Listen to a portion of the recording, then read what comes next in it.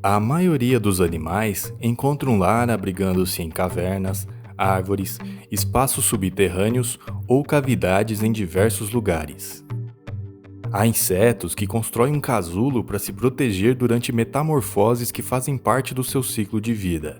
Mas também sabemos de certos animais que constroem suas próprias moradias. Alguns constroem estruturas muito bem elaboradas, em locais convenientes ou dotados de padrões geométricos impressionantes.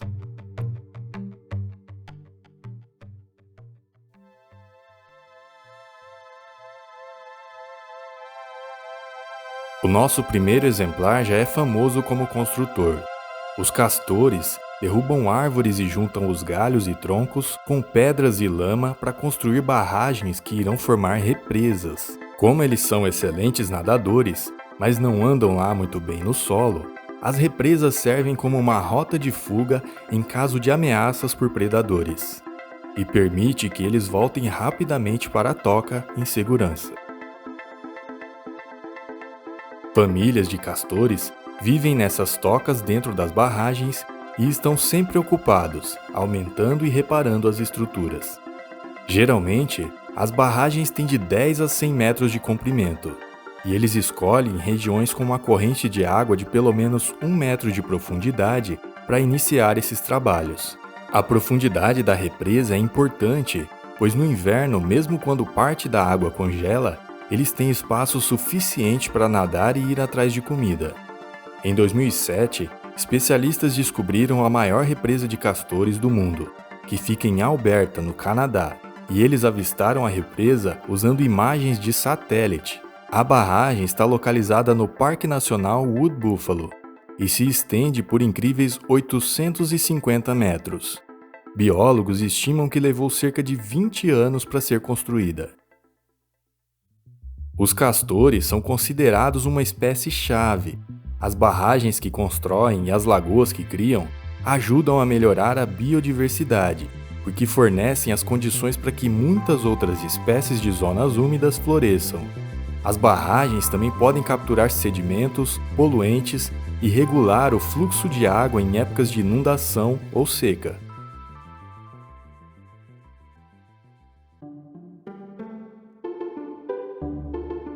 Uma estratégia de defesa semelhante à dos castores é observada nos cães da pradaria. Eles criam um sistema complexo de túneis para viver e se proteger, que pode alcançar uma grande área e chegar até 10 metros de profundidade. Os túneis têm diversas saídas para a superfície e várias cavidades com funções específicas, como um local para filhotes, dormitórios e até banheiros. A rede de túneis é interligada como se fosse uma cidade. Também possuem postos de escuta para vigiar com segurança a presença de predadores do lado de fora. Os cães da pradaria passam a maior parte do tempo construindo e reformando os túneis.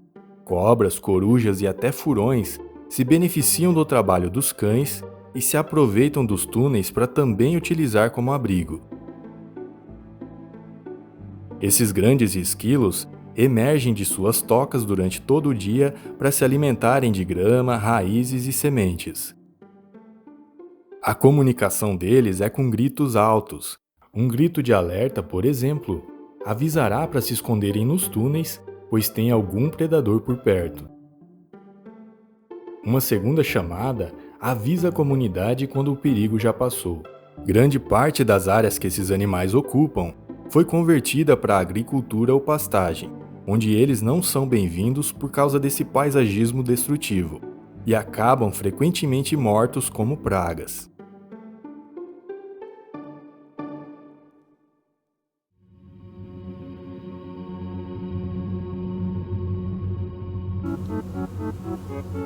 As abelhas são um dos melhores exemplos de organização.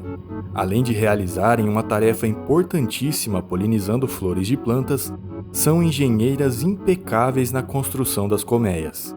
Elas coletam néctar e pólen de flores para fazer o mel, um alimento essencial para a colônia. O mel fornece às abelhas a energia que necessitam para sobreviver, se reproduzir e construir a colmeia. Para produzir cera suficiente, As abelhas operárias precisam consumir mel para produzir a cera. No livro Apicultura, um guia sazonal, o autor Ron Brown estima que as abelhas consomem cerca de 8 gramas de mel para cada 1 grama de cera que tem que produzir. Ao construir um favo de mel, as abelhas devem garantir que não ocorra desperdício de cera ou gastem mais energia do que o necessário. Isso significa que elas precisam usar a menor quantidade possível de cera para construir um favo que possa armazenar o máximo de mel possível. E é esse o motivo do formato hexagonal dos alvéolos ou células que formam os favos. É a forma mais racional de utilizar a cera. Pesquisadores ainda debatem sobre o que possibilita o formato hexagonal. Nesses estudos, os autores sugerem que o formato inicial dos alvéolos é circular e se torna um hexágono naturalmente enquanto o favo é construído, devido à junção de cera entre 3 unidades circulares. Porém, esse outro estudo mostrou que as abelhas usavam suas antenas, mandíbulas e pernas em uma sequência regular para manipular a cera, enquanto outras abelhas ajudavam aquecendo ativamente a cera para permitir a modelagem. Independente do que determina o formato hexagonal, já sabemos que essa é a maneira mais eficiente de armazenar o mel nas colmeias. Nos tempos antigos, um estudioso romano chamado Marcus Terentius Varro estudou sua coleção de abelhas e propôs que as estruturas hexagonais que as abelhas constroem são mais compactas do que qualquer outra forma. Mas foi milhares de anos depois, em 1999 na verdade, que um matemático da Universidade de Michigan chamado Thomas Hales foi capaz de fornecer provas matemáticas da eficiência do formato hexagonal, o que é conhecido como conjectura do favo de mel. Assim que as abelhas encontram o lugar ideal para construir uma colmeia, a primeira coisa a fazer é iniciar a construção dos favos, para que a rainha possa então colocar seus ovos. Os favos são construídos de cima para baixo, com um espaço de 6 a 9 milímetros entre eles para que as abelhas possam se locomover. E cada camada de alvéolos tem uma pequena inclinação de aproximadamente 13 graus para evitar que o mel escorra para fora.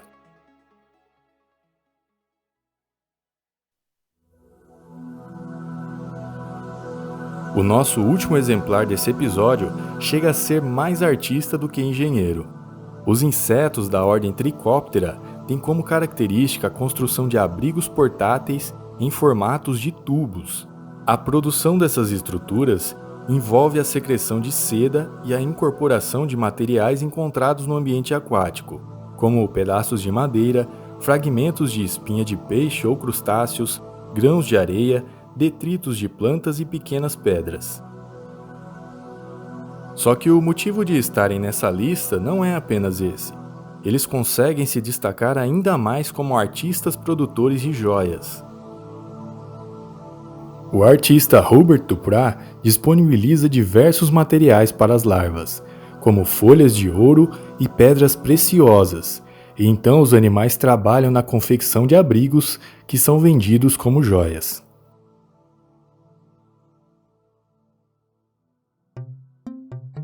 Se você conhece algum outro animal engenheiro ou arquiteto, escreva aí nos comentários. Quem sabe ele entra no próximo episódio. Muito obrigado e até a próxima.